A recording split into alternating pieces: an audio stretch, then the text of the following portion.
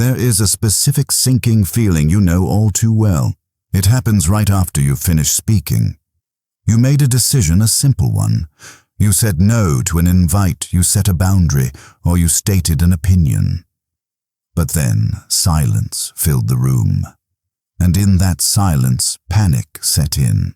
So you started talking again. You offered a reason, then an excuse, then a justification. You backtracked, softened your tone, and offered a detailed backstory about why you made that choice, hoping desperate that the other person would nod and give you permission to feel okay about it. You walked away from that interaction, not feeling understood, but feeling hollow. Smaller. This is the tax you pay for a lack of sovereignty. We live in a culture that has convinced you that you are on trial. Every choice, every preference, and every denial is treated as a piece of evidence that must be submitted to the jury of public opinion. We operate under the subconscious assumption that we are guilty until proven innocent, that our no is invalid unless it is accompanied by a socially acceptable excuse. But here is the brutal psychological truth. When you over-explain, you do not build bridges. You do not create clarity. You signal submission. You are telling the world that your agency is conditional and that your comfort depends entirely on their approval.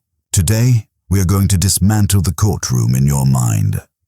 We are going to look at why you feel the burning need to confess your reasons and why the most powerful thing you can do for your psyche and your reputation is to let your actions stand naked without the armor of an excuse.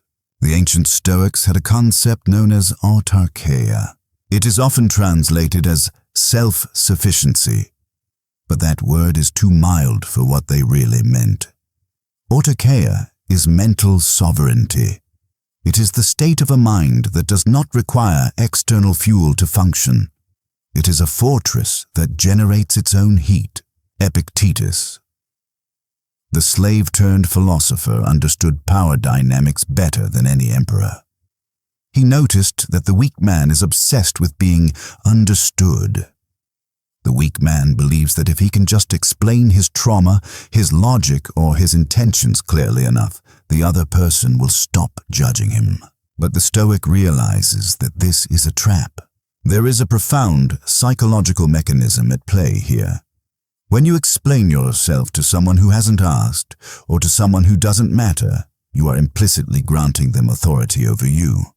You are saying, I recognize you as my judge. Here is my defense.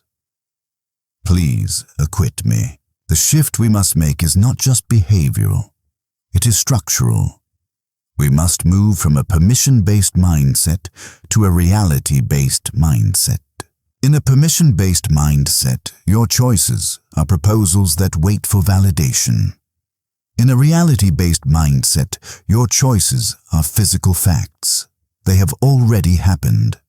They belong to reality, not to the opinion of the observer. To stop explaining is not to be arrogant. It is to accept that your internal compass is a sufficient guide.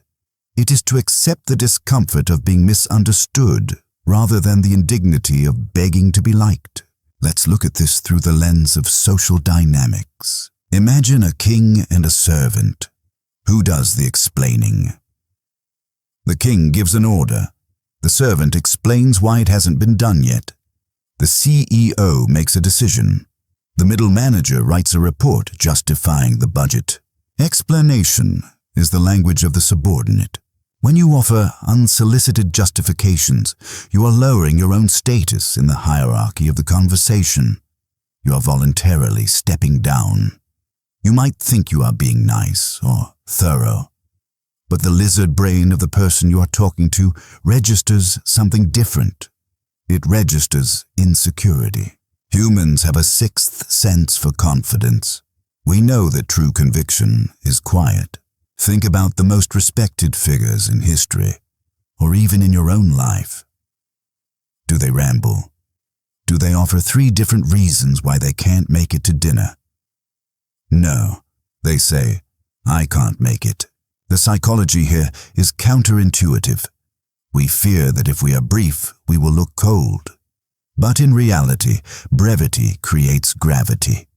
When you withhold the because, you create a vacuum, you become a mystery, and people respect what they cannot easily deconstruct. By explaining, you make yourself common. By withholding, you make yourself scarce. There is a dangerous side effect to over-explaining. You turn your decisions into a negotiation. Let's say you tell a colleague, "I can't take on this project." That is a solid wall, a fact. Now let's say you add, "Because I'm really swamped this week and my daughter is sick." You have just handed them a key to unlock your boundary. You have moved the conversation from your decision to your reasoning. Now they can argue with the reasoning. They can say, "Oh, the project isn't due until next week," or "Don't worry, it won't take much time." By exposing the architecture of your decision, you invite them to come in and rearrange the furniture. You have made your no conditional. You have signaled that if they can solve your excuse, they can change your mind. The Stoic understands that reasons are for the self, not for the crowd. Your reason for declining an invitation might be that you are exhausted. But if you tell them that they might try to convince you that it'll be a chill night, keep your reasons in your pocket. They are your property. Once you give them away, they become public domain subject to debate, scrutiny, and dismissal. Why is this so hard? Why does the silence burn? It usually stems from a deep-seated psychological need to be seen as a good person. Many of us were raised with the idea that conflict is bad and that if we inconvenience someone, we have committed a moral error. The explanation is our penance. We offer a why to prove that we aren't malicious, just busy. We aren't mean, just tired. We are managing the emotions of others at the expense of our own peace. But this is a form of manipulation. You're trying to control their perception of you. You're trying to engineer a specific reaction where they accept your boundary and they still like you. The Stoic accepts that you cannot have both. You cannot be autonomous and universally pleasing. Marcus Aurelius wrote often about the opinions of others. He reminded himself that the souls of others are full of their own turmoil, confusion, and bias. Why, he asked, should we value the applause of the confused? If someone is offended by your boundary, that is not your crime. That is their pathology. If they require a 3-paragraph essay to accept your no, they are not looking for connection. They are looking for compliance. To stop explaining is to confront the anxiety of being disliked. It is to stand in the fire of someone else's disappointment and not rush to put it out with your words. This is where true strength is forged. Not in the gym, but in the awkward silence you refuse to fill. There is a famous story about the Stoic Agrippinus. When he was informed that his trial was proceeding and he was likely to be condemned to exile or death, he didn't launch into a speech. He didn't write a manifesto defending his character. He didn't beg the Senate to understand his perspective. He asked a simple question. "Is it time for lunch?" They said yes. He said, "Then let us eat." He did not waste a single calorie explaining himself to people committed to misunderstanding him. He kept his energy for what he could control, his own composure. The next time you feel that urge to bubble over, to justify why you're leaving early, why you're quitting the job, why you're changing your life, catch yourself. Feel the heat in your chest. The panic that says, "If I don't explain, they will think the worst of me." Let them. Let them think you are rude. Let them think you are aloof. Let them create whatever narrative suits their worldview. You remain the author of your actions while they are merely critics of the commentary. There is a quiet power in being a person who does not need to be understood to be at peace. The door to your inner life does not need to be open. You do not owe the world a tour of your mind. Close the door. Sit in the silence. And notice how much stronger the room feels when you are the only one holding the key.